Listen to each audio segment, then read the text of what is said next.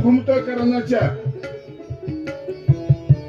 या मुलामध्ये काहीतरी वेगळं आहे जे अर्जुनामध्ये नाहीये. सन्मानाची भावना आहे, कितीतरी म्हणे त्याच्या डोक्यामध्ये, कानामध्ये ऐकूयाचा तो शब्द तात श्री. प्रभू चक्रधराचं नाम ते किती गोड आहे ते या परिसरात. दुधाळे काकांचं ते फिरणं मला व्याख्यान खूप आवडायचे. युट्यूबवर मी त्यांची व्याख्यान ऐकायची. कसली कसली महान विभूती होऊन गेली.